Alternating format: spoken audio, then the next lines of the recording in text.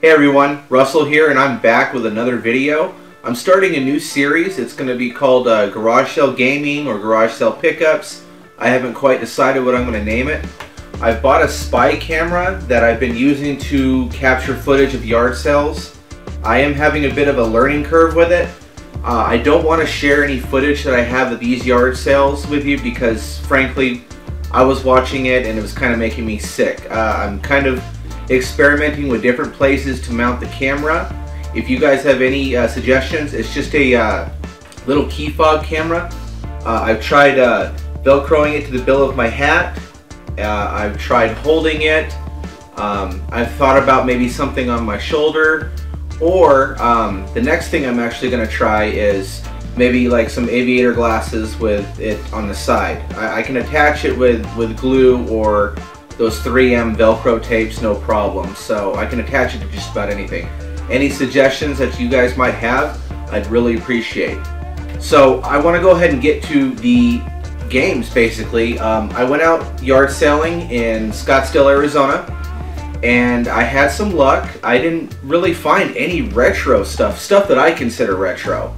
I was really hoping for some cartridge-based games, or even a system, but I just came up with nothing this week. But that's not to say I didn't come up. I didn't find any like huge titles, but I think I got some good deals. So without further ado, I'd like to go ahead and start. I'm going to start with the kind of the big items first, not so much where price, just in size. The first thing I got now, this first set I'm going to show, I got all of this stuff that I'm going to show you for $10. I got a PlayStation 1. I have tested it. It does work. It works fine, although I don't remember these making it's making like a kind of a odd noise. So it could be getting close to being burnt out. I did check, and there, of course, there was nothing in there. Kind of hoping for like a really valuable game or something to be in there. But I'm going to take a look at it. I'll open it up, clean it. Maybe that'll get rid of that. It's a weird whining noise. It sounds like the disk drive is having trouble spinning. Like I said though, the console does work, so maybe it just makes that sound. It's been a while since I've had a PS1 on because I always just use my PS2. Alright, now that same $10 package, I got an original Xbox. And this one is actually really good shape, works perfectly. And as you can see, these Xboxes, they have a tendency to get really faded, but this one is like really good, very, very dark. I don't know if you can tell. I wish I could show mine, but mine is quite a bit more faded.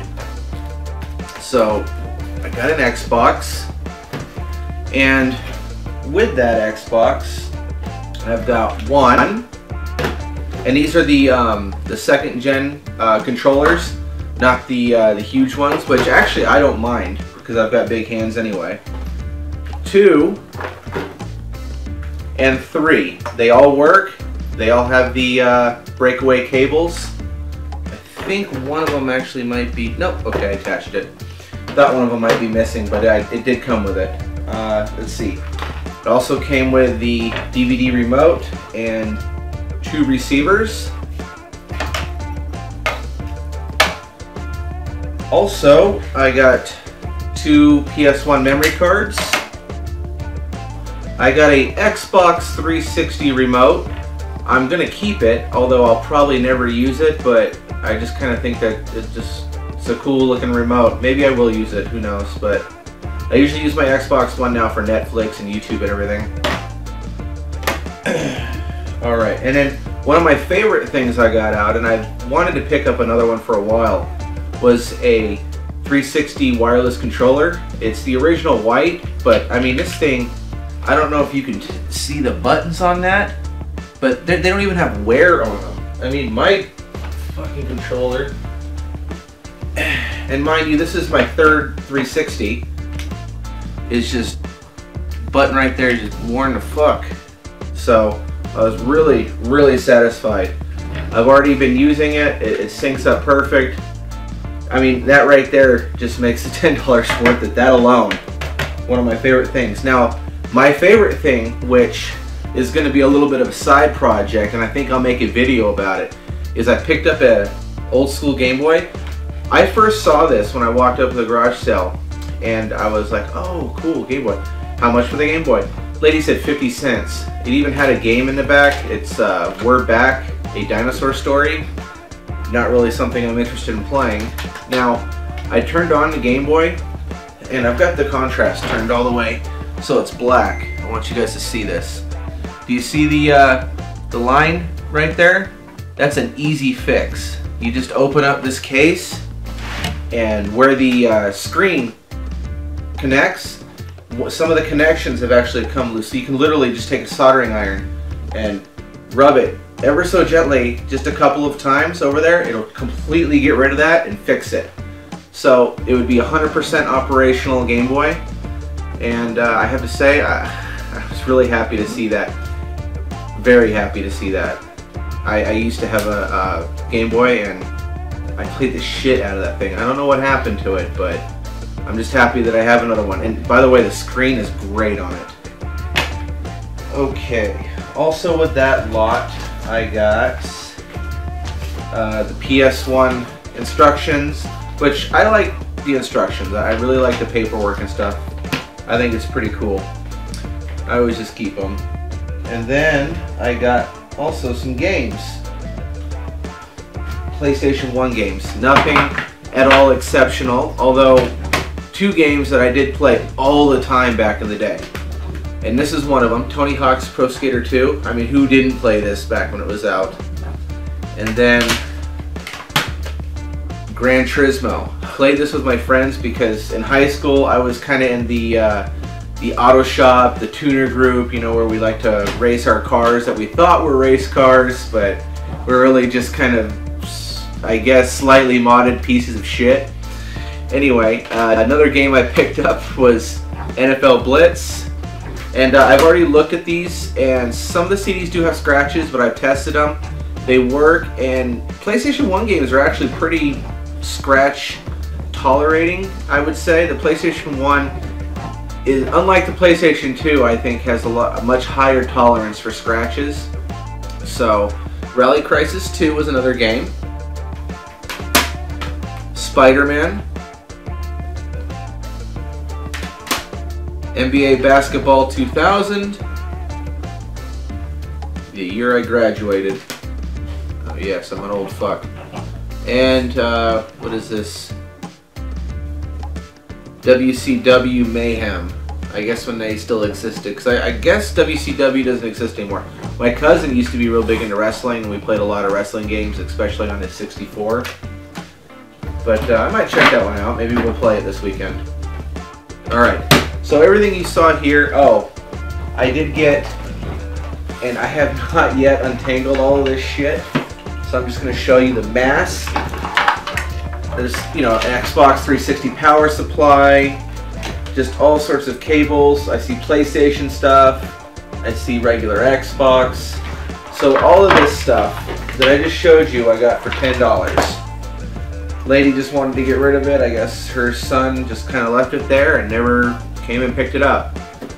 So I went to another garage sale and I picked up some games and some manual, well, some owner's instructions in the instruction manual.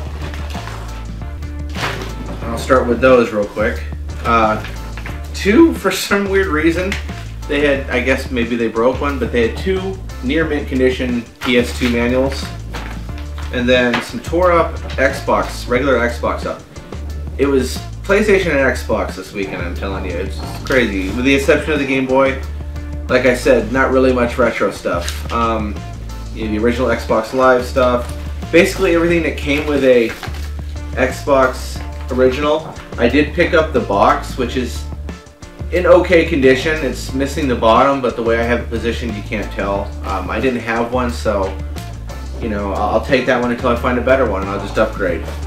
So it basically has all the paperwork, owner's guide, you know, just all the little bullshit. And And that is actually not even video game related. To a baby's high chair. Okay. Hey, do you think you could maybe chill out while I'm doing my video, bud? Fucking bulldogs, guys. Alright, and this right here, I'm not exactly sure what this is. I think it's some kind of memory card exchange unit for the original Xbox. If anybody knows, just kind of give me a comment down there. That's what I think it is. Alright, and then for $15, I got this stack right here of games. This one right here for the PlayStation 2, it's a demo disc. Still sealed. It's, I hope I'm saying this right, Genai Dawn of the Samurai. It's still sealed, so I don't know if that's even, if it's worth opening and playing to check out, or maybe not opening. Who knows? It's just kind of interesting.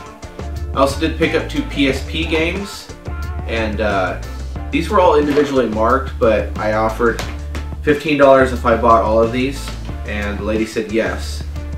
So the Def Jam Fight the Takeover or something.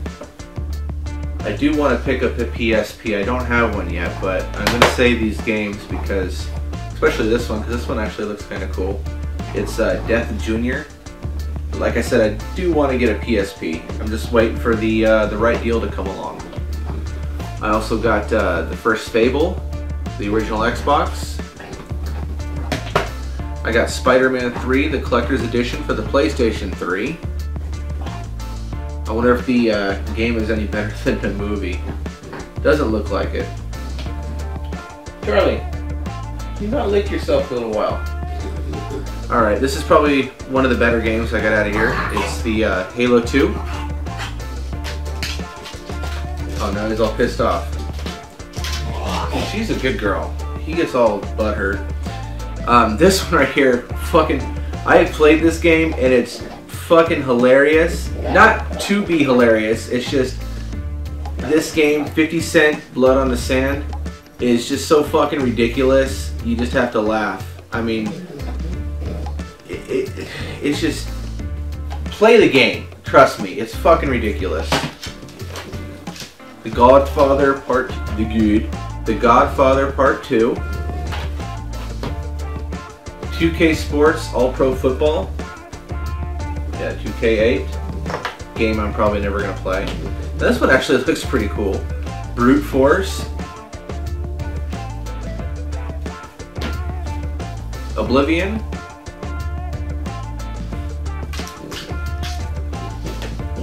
And then I already had this one, but it was in a generic case.